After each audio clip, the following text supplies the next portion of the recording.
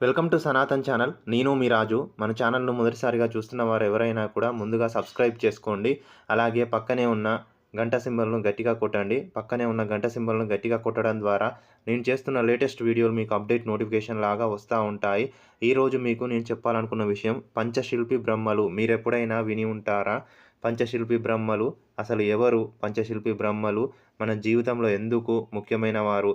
మనము ఇల్లు కట్టాలన్నా లేదా ఇంకా ఏదైనా కూడా శుభకార్యాలు చేయాలన్నా కూడా మనకు పంచబ్రహ్మలు చాలా ముఖ్యమైన వారు. అలాంటి పంచబ్రహ్మలు ఎక్కడి నుంచి వచ్చారు? అసలు పంచబ్రహ్మలు ఎందుకు అవసరము?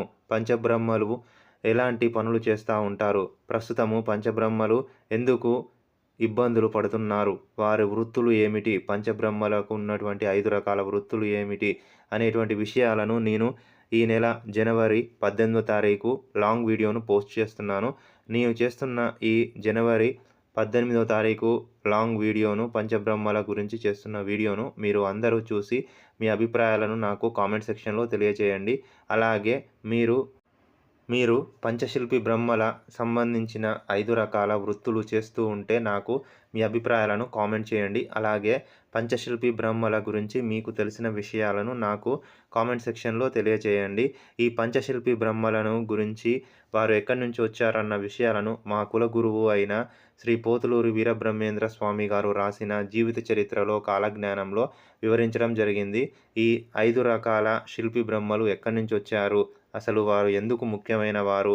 వారు ప్రస్తుతము ఎలాంటి ఇబ్బందులు పడుతున్నారన్న విషయాన్ని నేను జనవరి 18వ తారీఖున లాంగ్ వీడియోను చేస్తున్నాను.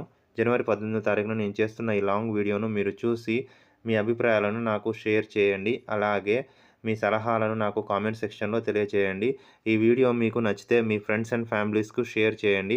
అలాగే మీరు చేసేటువంటి లైక్స్, షేర్స్, కామెంట్స్ నేను ముందు ముందు మంచి వీడియోలు చేయడానికి నాకు ప్రోత్సాహాన్ని కలిగిస్తూ ఉంటారు. ఈ వీడియో మీకు నచ్చితే మీ ఫ్రెండ్స్ అండ్ ఫ్యామిలీస్‌కి షేర్ చేయండి. అలాగే మీ అభిప్రాయాలను కామెంట్ చేయండి. సబ్స్క్రైబ్ చేయండి.